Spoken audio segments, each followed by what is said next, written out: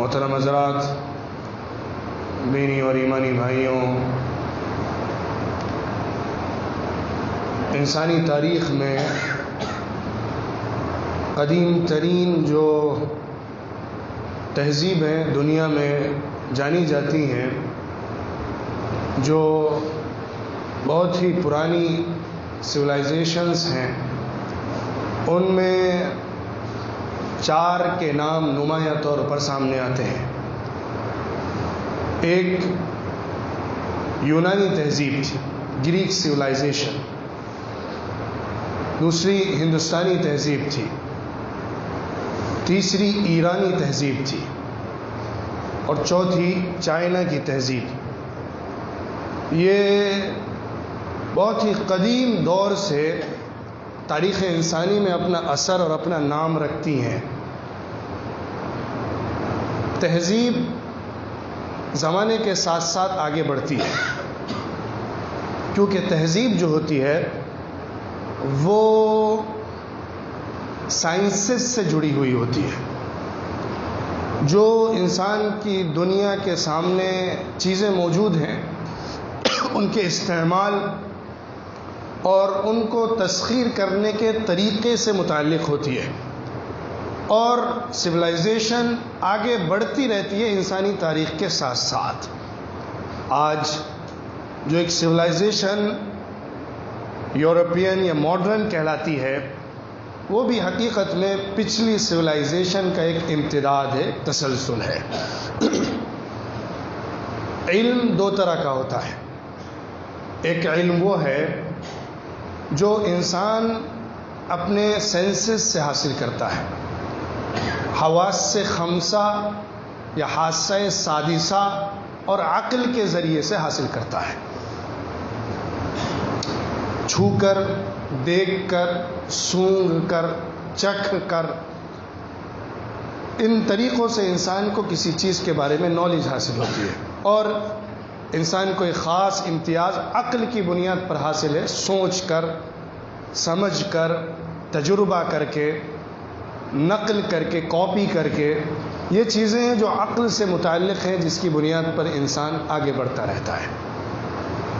ایک دوسرا علم ہے جو انسان کی دسترس سے باہر کا ہے، انسان کے دائرہ اختیار کے آگے کا ہے، سرکل آف انفلوئنس جو ہے انسان کا، اس کے بیونڈ ہے، اس سے ہٹ کر ہے۔ وہ اللہ تعالیٰ کی وحی کی شکل میں آتا ہے۔ اس کے لیے انسان کی کوئی قدرت، انسان کا کوئی کسب، انسان کا کوئی اختیار، انسان کا کوئی عمل نہیں چلتا ہے، اور اللہ تعالیٰ زمانوں میں الگ الگ انبیاء کی شکل میں اس سلسلے کو جاری رکھے ہوئے تھا، یہاں تک کہ محمد صلی اللہ علیہ وسلم آئے۔ اور کیونکہ حضور اکرم صلی اللہ علیہ وسلم سارے انسانوں کے نبی تھے اور قیامت تک آنے والی قوموں کے نبی تھے، اس لیے ان کو جو وحی عطا کی گئی وہ اللہ کی طرف سے ایک ایسا یونیورسل پیغام تھا، میسج تھا، جو کبھی بھی ختم ہونے والا نہیں تھا۔ قرآن ایک ایسی اللہ کی کتاب ہے جس میں ایک طرف تو انسان کی رشد و ہدایت، انسان کی اخروی کامیابی، شریعت کے احکامات، اللہ کی طرف سے غیبی معلومات کا خزانہ عطا فرمایا، جس پر انسان کی کامیابی کی ضمانت ہے۔ ساتھ ہی ساتھ قرآن نے دوسرے جو علم کا پہلو ہے اس کو بھی ٹچ کیا، اور انسان کی سویلائزیشن میں جو سائنسز کا عمل دخل ہوتا ہے ان کو بھی لے کر رہنمائی کی۔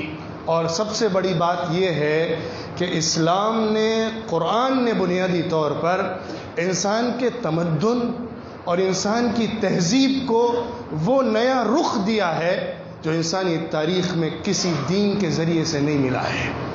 میں کچھ حقیقتوں کی روشنی میں اس بات کو پروف کرنے کی کوشش کروں گا، اور انسانیت پر، علم پر، سائنس پر، نئی دنیا پر قرآن کا جو احسان ہے، اسلام کا جو احسان ہے، اس کو تھوڑا سا پیش کرنے کی کوشش کرتا ہوں۔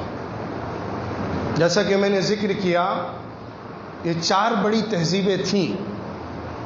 ان میں سائنسز تھی، میڈیسینز تھی، نالج حاصل کرنے کے مختلف ذرائع اور کتابیں تھی، لٹریچر تھا، لیکن بہت تنگ تھا، بہت محدود تھا، اس کو عروج نہیں تھا، یا اس کو لوگوں کے درمیان اتنا زیادہ اثر انداز ہونے کا موقع نہیں تھا جس کی بنیاد پر علم کی باد بہاری چلتی ہے، جس کی بنیاد پر علم کی ہوائیں ہوتی ہیں، جس کی بنیاد پر سویلائزیشن کو علم کی بنیاد پر قائم کیا جاتا ہے۔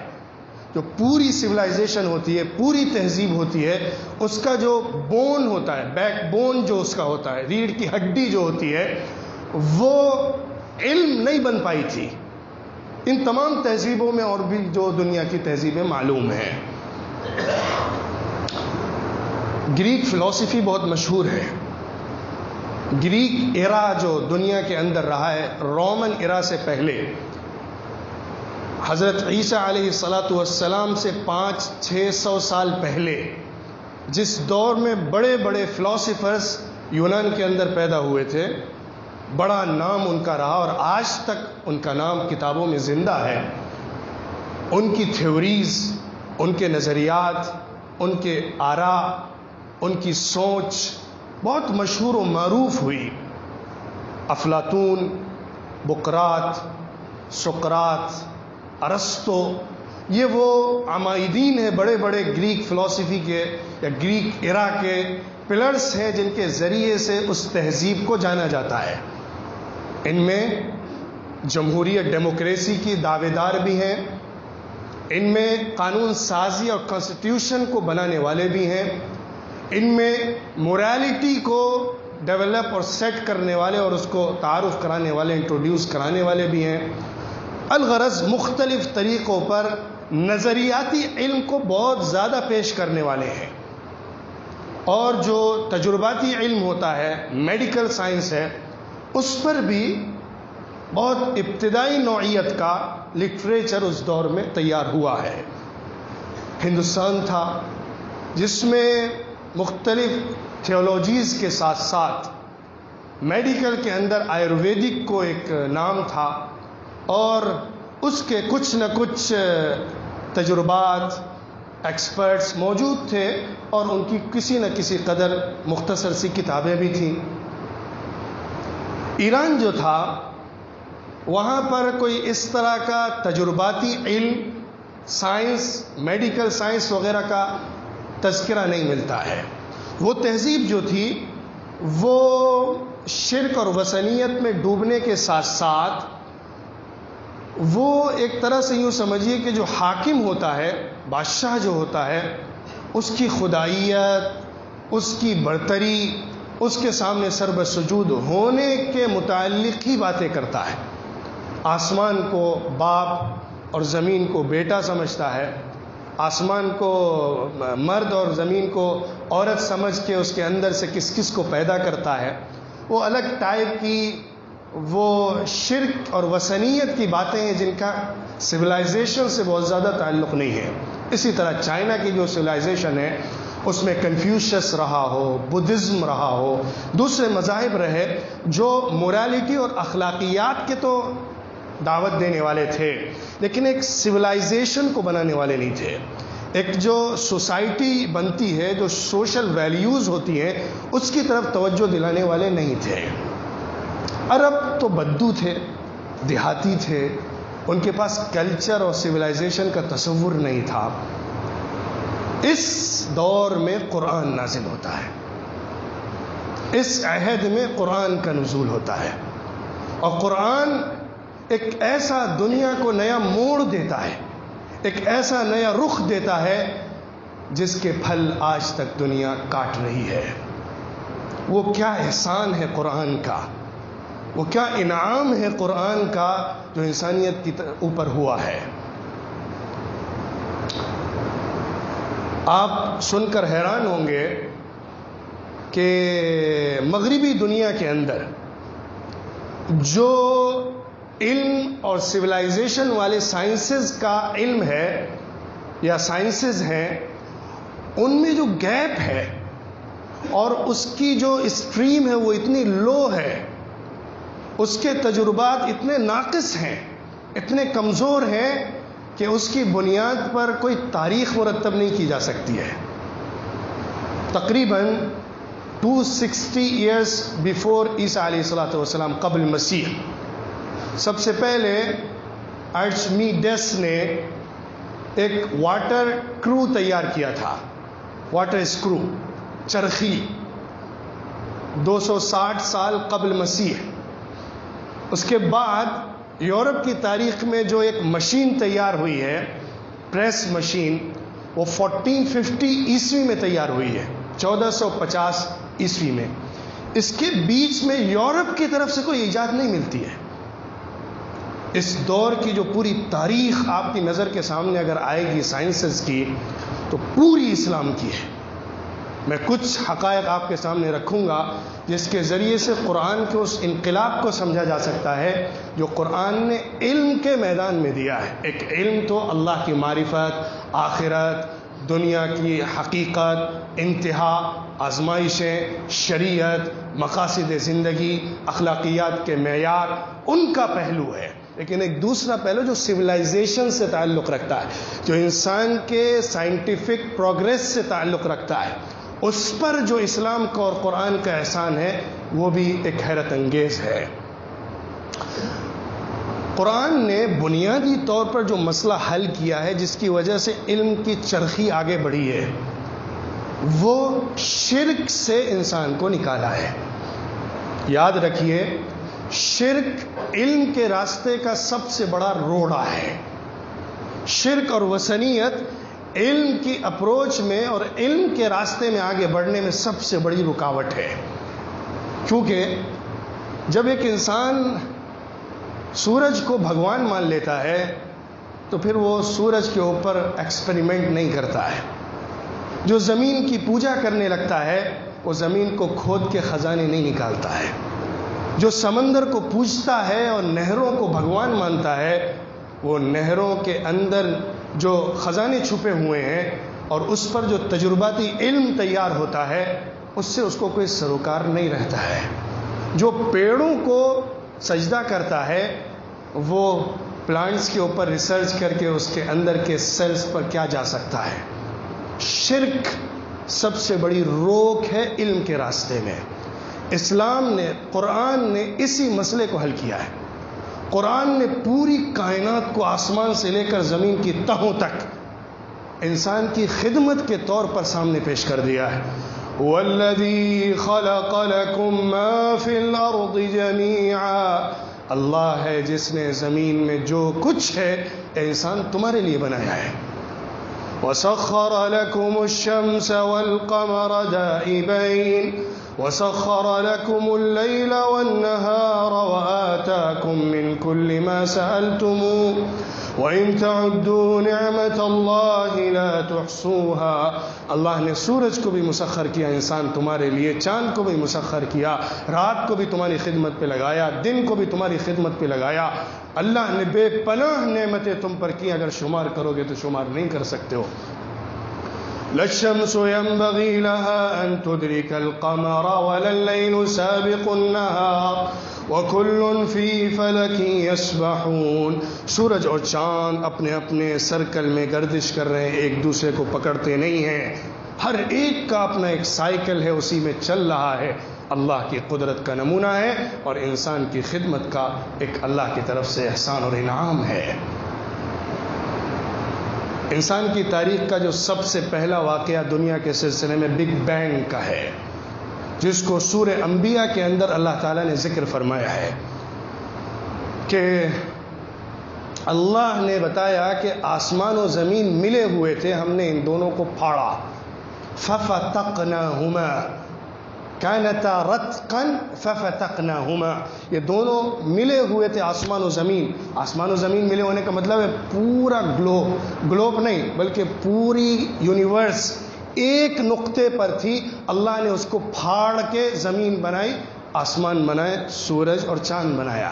یہی تو بگ بینگ کا تصور ہے جو تقریباً آج سے شاید 13 بلین ایئرس بیفور کا واقعہ ہے، جیسا کہ سائنس کہتی ہے۔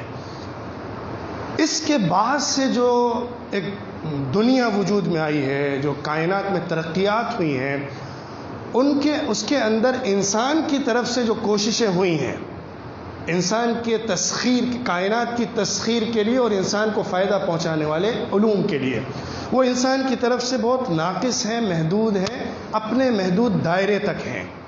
لیکن جب قرآن آیا، جب اللہ کی اس کتاب نے شرک سے نکال کر انسان کو پورے آفاق کا ایک نظارہ کرا دیا اور ملکوت السماوات والارض کا مشاہدہ کرایا، آسمان سے لے کر زمین تک اللہ کی مخلوقات پر غور و تدبر کی دعوت دی، اور قرآن نے انسان کو آسمان پر ستارے، زمین پر پلانٹس، ہر چیز پر نگاہ عبرت ڈالنے کی دعوت دی، اور اس کی پردوں کو کھولا، اس کی حقیقتوں کو اجاگر کیا، اس کے اندر جو اللہ کی طرف سے احسانات و انعامات چھپے ہوئے ہیں اس کا ذکر کیا۔ افلا ينظرون الى الابل كيف خلقت، لوگ نہیں دیکھتے کہ اللہ نے کیمل کو، اونٹ کو کیسے پیدا کیا، غور کرو۔ وَإِلَى السَّمَاءِ كَيْفَ رُفِعَتْ، آسمان کو کیسے بلند فرمایا ہے، غور کرو۔ وَإِلَى الْأَرْضِ كَيْفَ سُطِحَتْ، زمین کو کیسے بچھایا ہے، غور کرو۔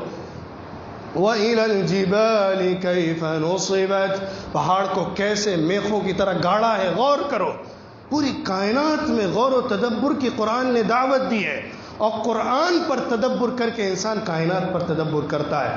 افلا يتدبرون القرآن ام على قلوب اقفالها، کیا قرآن پر تدبر نہیں کرتے، یا دلوں پر تالے لگے ہوئے ہیں؟ جس کے اوپر شرک کے تالے دل پر لگ جاتے ہیں تو پھر انسان غور و تدبر سے دور ہو جاتا ہے۔ ریسرچ، ڈسکوری، سرچ، تھنکنگ، یہ ساری چیزیں توحید کی دین اور توحید کا احسان ہے۔ اللہ تعالیٰ نے اسلام کی شکل میں، قرآن کی شکل میں ہمیں جو ہدایت نامہ عطا فرمایا، اس کے ذریعے سے ایک زبردست انقلاب آیا۔ یہ اسلام کا مومنٹ تھا، اسلام کی سویلائزیشن تھی جو بنیادی طور پر علم پر کھڑی تھی۔ اقرأ باسم ربک الذی خلق، یہ دعوت اسلام کی، قرآن کی قرأت سے شروع ہوئی، پڑھنے سے شروع ہوئی، نالج سے شروع ہوئی، تعلیم حاصل کرنے سے شروع ہوئی۔ یہی اسلام کا امتیاز اور اسلام کی سویلائزیشن کی بنیاد ہے۔ اسلام سب سے بڑا علم کا داعی ہے، سب سے بڑا علم اور ایجوکیشن کی طرف بلانے والا ہے، اور اسی کے ذریعے سے، قرآن کے ذریعے سے دنیا میں سائنٹیفک ریولوشن آیا ہے، تعلیمی سائنسی انقلاب رونما ہوا ہے۔ بغداد جو سٹی بنائی گئی، خلیفہ منصور نے 762 میں بغداد ایک پری پلان سٹی بنائی تھی۔ پھر اس کے بعد مامون جو آیا، عباسی دور کا خلیفہ، اس نے 832 عیسوی میں وہاں پہ ایک سب سے بڑی یونیورسٹی بنائی جس کا نام تھا بیت الحکمہ۔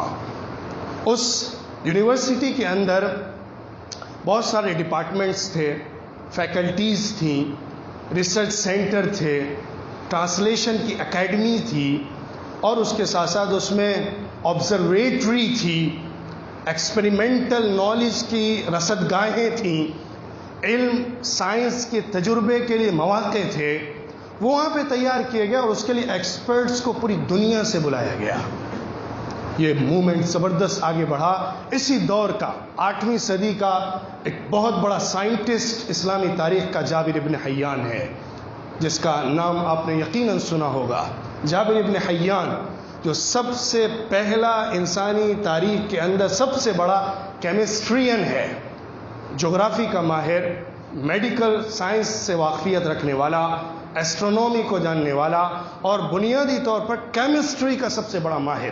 اس کی اپنی خود کی پرسنل لیبارٹری تھی، کتنے ایکسپریمنٹس اس نے کیے، اور انسانیت کی تاریخ میں شاید ہی اس سے بڑا کوئی مصنف گزرا ہو، رائٹر گزرا ہو۔ انسائکلوپیڈیا میں لکھا گیا ہے تقریباً وہ ایسا پہلا کیمسٹری کا شخص ہے جس نے نظریاتی اور پریکٹیکل علم کو جوڑا ہے۔ اس سے پہلے کیمسٹری جو تھی نا، وہ ایک خواب تھا، اور ایک خرافات تھی. مٹی کو سونا بنانا کیمسٹری کہلاتا تھا، جس کی کوئی حقیقت نہیں، کوئی سینس نہیں، کوئی لاجک نہیں. اس نے کیمسٹری کو ایکسپریمنٹل بنایا. اس نے تجربے کی بنیاد پر کیمسٹری کے اندر آگے بڑھنا شروع کیا اور نئی نئی ایجادات دی. یہ 8ویں صدی عیسوی کی بات ہے، اسلام کی دوسری صدی ہے. یہ دوسری اور تیسری صدی کے اندر یہ انقلاب آیا ہے. اس نے تقریباً 2000 کتابیں لکھی ہیں. اس دور میں آپ سوچئے 2000 بکس اس نے لکھی ہیں. یہ عباسی دور تھا جس کے اندر پیپر کی انڈسٹری قائم ہوئی تھی. کتابت کے لیے پیپرز کو تیار کیا گیا تھا اور بغداد کے اندر تقریباً ہر گھر کے اندر پیپر کی انڈسٹری چل رہی تھی. اور پیپر کے ذریعے سے آپ کو معلوم ہے کہ علم کے اندر بڑا انقلاب آیا ہے. لکھنے کے ذریعے سے نالج کو جمع کیا گیا، سیو کیا گیا، محفوظ کیا گیا ہے. تو جابر ابن حیان ایسا شخص تھا جس کے ذریعے سے کیمسٹری کو ایک نیا رخ ملا، سائنس کو ایک نئی جہت ملی، علوم کو ایک نیا راستہ ملا، اور اس نے ایکسپریمنٹل علم کی بنیاد رکھی. ورنہ اس سے پہلے آپ جتنی سویلائزیشن کو دیکھ لیے، گریک فلسفی تو بہت مشہور ہے نا، گریک ایرا تو بہت معروف ہے، لیکن اس دور میں نظریاتی علم تھا، ایکسپریمنٹ نہیں تھا. کیوں؟ اس کی وجہ کیا ہے؟ اس کو پروموٹ نہیں کیا جاتا تھا. اور جیسا کہ میں نے تذکرہ کیا نا، ارچمیڈیس جس نے واٹر اسکرو سب سے پہلے بنایا ہے، اس کو ایک رومی سولجر نے قتل کر دیا تھا. وہ میتھمیٹکس کا ایک حساب حل کر رہا تھا، صحرا میں بیٹھا ہوا، اس کو وہاں جا کے قتل کر دیا. کیونکہ پورا جو ماحول تھا نا، شرک کا جو ماحول ہوتا ہے وہ علم کا دشمن ہوتا ہے. علم کو ترقی نہیں دینا چاہتا ہے. شرک کبھی بھی علم کو آگے نہیں بڑھنے دینا چاہتا ہے، کیونکہ اس کے اوپر ایسی بیڑیاں بندھی ہوئی ہوتی ہیں، ایسے بندھن ہوتے ہیں، ایسی ڈوریں ہوتی ہیں، ایسی انسان کے عقل و خیرت کو محدود کرنے والے نظریات ہوتے ہیں، جس کی بنیاد پر آگے نہیں بڑھا جا سکتا ہے. آپ کو سن کر حیرت ہوگی کہ جس وقت اسپین کے اندر لائبریری میں 4 لاکھ کتابیں موجود تھیں، اس وقت یورپ کا جو سب سے بڑی جو لائبریری کیتھولک انسائکلوپیڈیا میں لکھی گئی ہے، کیتھولک انسائکلوپیڈیا میں جو اس دور کی یورپ کی لائبریری کا تذکرہ ہے، کینٹربری میں جو سب سے بڑی لائبریری یورپ کی مانی جاتی ہے، اس کے اندر 1800 کتابیں صرف تھیں. 1800 بکس کی صرف لائبریری تھی، جو سب سے نمبر 1 کی لائبریری سمجھی جاتی تھی. اسی دور میں اسپین کے اندر 4 لاکھ کتابوں کی لائبریری موجود تھی مسلمانوں کے ذریعے سے. خوارزمی ایک بہت بڑا سائنس میں نام رکھنے والا، جغرافیہ کے اندر نام رکھنے والا ہے. جغرافی کا ایک بہت بڑا ماہر ایکسپرٹ گزرا ہے. حیران کن بات ہے کہ جس دور میں وہ زمین کا میجرمنٹ کر رہا تھا، ڈسٹینس پورے گلوب کا ناپ رہا تھا، اور اس نے بتایا تھا کہ پورا گلوب 2000 مائلز کا ہے. یہ کب کا ہے؟ 9ویں صدی عیسوی، 9th سینچری کا ہے خوارزمی. اس دور میں یورپ کے اندر عیسائی مذہب کو ماننے والے دنیا کو چپٹا کہتے تھے، گول ماننے کے لیے تیار نہیں تھے کہ دنیا گول ہے، اس کو تسلیم نہیں کرتے تھے. دنیا چپٹی ہے، اور وہ یہ ماننے کو تیار نہیں تھے کہ دنیا، یہ گلوب ارتھ جو ہے، یہ سورج کے ارد گرد گھومتی ہے.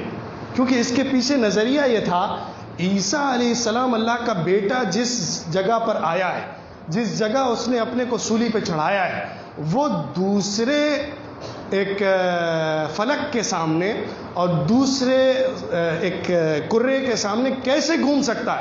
وہی سب سے بڑا ہوگا. سورج زمین کے ارد گرد گھومتا ہے. حالانکہ قرآن نے اس حقیقت کو کھول دیا تھا کہ زمین سورج کے ارد گرد گھوم رہی ہے، اور تجربے سے مسلمان ایکسپرٹس نے، سائنٹسٹ نے اس کو ثابت کیا تھا. اور الادریسی ایک بہت بڑا نام ہے جغرافی کا، جس نے دنیا میں سب سے پہلا گلوب کا نقشہ بنایا تھا. سب سے پہلا گلوب کا نقشہ بنانے والا الادریسی ہے. اس نے جو نقشہ بنایا ہے یہ ہے 12ویں صدی کا، 12th سینچری کا. اس نے جو نقشہ بنایا ہے اس کے اندر دریائے نیل کا جو سورس ہے، منبع ہے، اس کو دکھایا ہے اس نقشے میں. اور آپ کو سن کر حیرت ہوگی کہ 19ویں صدی عیسوی میں 19th سینچری کے اندر یورپ نے ڈسکور کیا ہے کہ وہ سورس جو دریائے نیل کا ہے وہ وہیں ہے جہاں پہ الادریسی نے بتایا تھا۔ اس دور کا یہ مسلمانوں کا اپروچ تھا، یہ سائنٹیفک مسلمانوں کی اچیومنٹس تھیں جو علم کے راستے سے آئی تھی، اور یہ علم قرآن کے راستے سے آیا تھا۔ اس دور میں ایک بہت بڑا نام زکریہ رازی کا ہے، جو میڈیکل سائنس کا ایک بہت بڑا ایکسپرٹ مانا جاتا ہے۔ اس کی ایک انسائکلوپیڈیا ہے میڈیسین کے اوپر، بہت ضخیم کتاب الحاوی کے نام سے، لیٹن میں اس کا ٹرانسلیشن ہوا اور یورپ نے اس سے یقیناً بہت فائدہ اٹھایا ہے۔ یہ 10ویں صدی عیسوی کا ہے، 10th سینچری کا ہے، زکریہ رازی۔ اس نے الحاوی جو کتاب لکھی ہے اس میں میڈیسین سے متعلق جتنی باتیں موجود تھیں گریک لٹریچر کے اندر، انڈین لٹریچر کے اندر اور ایرانی لٹریچر کے اندر، ان سب کو جمع کرنے کے ساتھ ساتھ اپنی ڈسکوریز، اپنے ایکسپریمنٹس جو ہیں اس کو بھی لکھا ہے۔ اور اسی طرح آپ کو سن کر حیرت ہوگی کہ اسی دور کی تاریخ میں ہم کو ملتا ہے ابن سینا کا نام۔ ابن سینا جو بہت مشہور ہے، جو 11ویں صدی کا ہے، جو 11th سینچری عیسوی کا ایک بہت بڑا سائنٹسٹ گزرا ہے، جس کی کتابوں سے یورپ نے بہت حد تک فائدہ اٹھایا ہے۔ اس کی ایک مشہور کتاب قانون الطب ہے، کینون آف میڈیسین، جس کا ٹرانسلیشن ہوا ہے، لیٹن میں ٹرانسلیشن ہوا اور بھی زبانوں میں ٹرانسلیشن ہوا، اور 10 ایڈیشن اس کے اسی دور میں چھپے جس دور میں کتاب آئی تھی، ٹرانسلیٹ ہوئی تھی۔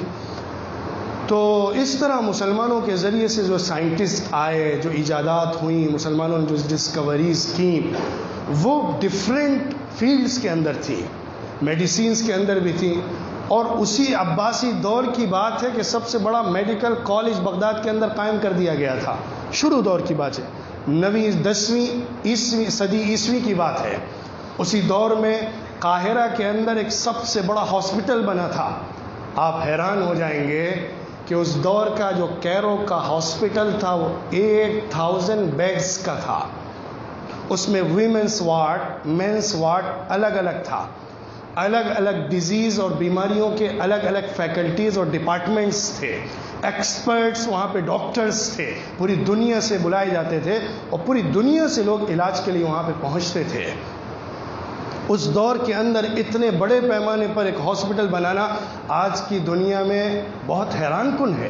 آج بھی بہت کم ہاسپٹل 8000 بیڈ کے آپ کو ملیں گے، بڑی سٹیز میں ہوتے ہیں، چھوٹی جگہ پہ تو ملنا مشکل ہے۔ جو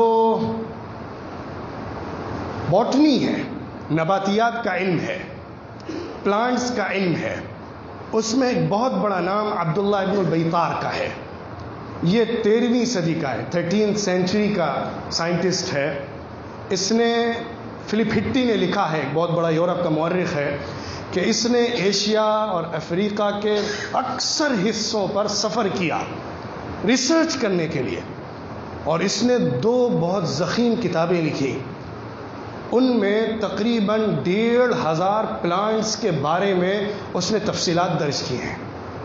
1500 پلانٹس کی خصوصیات، اس کے فائدے، اس کے اندر کی چیزیں، وہ سب اس نے اس کے اندر لکھی ہیں۔ تو یہ جو علم کا موومنٹ ہے، کتنے نام لیے جائیں اور کتنوں کا تذکرہ کیا جائے، پوری تاریخ اس سے بھری پڑی ہے، جو مڈل ایجز کہلاتے ہیں یورپ کی تاریخ میں۔ اسلام کے آنے کے بعد سے یوں سمجھیے کہ 8th سینچری سے لے کر 15th سینچری تک یہ پورا جو دور ہے، یہ مسلمانوں کی سائنٹیفک اپروچ کا ایک عظیم الشان گرا قدر دور ہے، جس میں مسلمانوں نے جو سویلائزیشن بنائی ہے، جو سائنٹیفک نالج اور ڈسکوریز کی ہیں، اس کی کوئی مثال نہیں ملتی ہے۔ پھر اس کے بعد مسلمانوں میں انحطاط پیدا ہوا، مسلمانوں میں زوال ہوا۔ عباسی خلافت کے بعد پھر مسلمانوں میں علم کی وہ پذیرائی نہیں ہوئی، علم کی طرف وہ توجہ نہیں ہوئی جو پہلے ہمیں دیکھنے کو ملتی ہے۔ اور اس کے بعد بڑے سخت حالات سے گزرتے مسلمانوں اور اسپیشلی اسپین سے علم حاصل کرتے یورپ کے اندر ریولوشنز آنے شروع ہوئے، انقلابات آنے شروع ہوئے، یہاں تک کہ وہ لوگ مذہب کی چادر کو اتار کر پھینکنے پر مجبور ہوئے تاکہ علم کے اندر آزادی کے ساتھ ترقی کر سکے۔ افسوسناک بات یہ ہے کہ اس اسلام کے احسان کو نہیں لے سکے، یا اس اسلام کی چادر کو اوڑھ کر علم کے میدان میں وہ آگے نہیں آ سکے جس اسلام نے اور قرآن نے ان کو اس علم سے روشناس کرایا تھا۔ ان کے بڑے بڑے ایکسپرٹ اور اساتذہ اسی اسلام کے مدرسے کے اسٹوڈنٹ رہے تھے، لیکن کیونکہ اسلام سے ایک جنگ رہی، اسلام سے دشمنی رہی، مسلم ممالک اور یورپین ممالک میں جنگیں چلتی رہیں مڈل ایجز کے اندر، تو اس کی وجہ سے اسلام کے بارے میں نفرت رہی اور اسلام کو وہ لوگ ایڈاپٹ نہیں کر سکے۔ اسلام کے ذریعے سے جو علم آیا سائنٹیفک، اس کو تو لیا، لیکن اس کے ذریعے سے جو اثر پڑنا چاہیے تھا کلچر کے اعتبار سے، تمدن کے اعتبار سے، عقلیت کے اعتبار سے، نفسیات کے اعتبار سے، مذہبی اعتبار سے، وہ قبول نہیں ہو سکا کیونکہ جنگوں کا بیریئر بیچ میں رہا حائل۔ بہرحال یورپ میں انقلاب آیا اور اس نے علم کو حاصل کیا، اور اس میں کوئی شک نہیں ہے کہ لاسٹ 2 سینچریز کے اندر 18th اینڈ 19th سینچری کے اندر جو زبردست انقلاب سائنٹیفک دنیا میں ٹیکنالوجی کا آیا ہے، وہ دنیا میں اس سے پہلے نہیں دیکھا گیا ہے، اور ٹیکنالوجی کے اندر، سائنس کے اندر زبردست ترقی انسانوں نے کی ہے۔ لیکن یہ بات ہمیشہ یاد رکھیے کہ اس کا جو لیڈر ہے، اس کا جو رہنما ہے، اور اس سائنٹیفک ٹریول اور جرنی کا جو سب سے بڑا پہلا سورس اور بنیاد ہے، وہ قرآن پاک ہے۔ قرآن کے ذریعے سے ہی یہ ریولوشن دنیا کے اندر آیا ہے، اور قرآن کے ذریعے سے ہی دنیا میں علم کی باد بہاری چلی ہے۔ یہ ہے وہ قرآن کا، اسلام کا وہ پہلو جو دنیا کے اندر، سویلائزیشن کے اندر، سائنسز کے اندر، ایکسپیریمنٹل نالج کے اندر اسلام کی طرف سے دیا گیا ہے۔ وہ پہلو جو قرآن کی روحانیت کا، قرآن کے تزکیے کا، قرآن کی شریعت کا اور آخرت کی کامیابی کا ہے، وہ ایسا پہلو ہے جس کی کوئی مثال دنیا میں کبھی پیش نہیں کی جا سکتی۔ اس کی اہمیت، اس کے بارے میں کسی قدر روشنی ڈالنے کی کوشش انشاءاللہ آئندہ خطبات میں کی جائے گی۔ اللہ تعالی ہم سب کو عمل کی توفیق عطا فرمائے، قرآن کے اس سفر سے جڑنے کی توفیق عطا فرمائے جو دنیا میں بھی ترقی کا ضامن ہے اور آخرت کی بھی سرخروئی کی ضمانت دیتا ہے۔ وآخر دعوانا ان الحمد للہ رب العالمین۔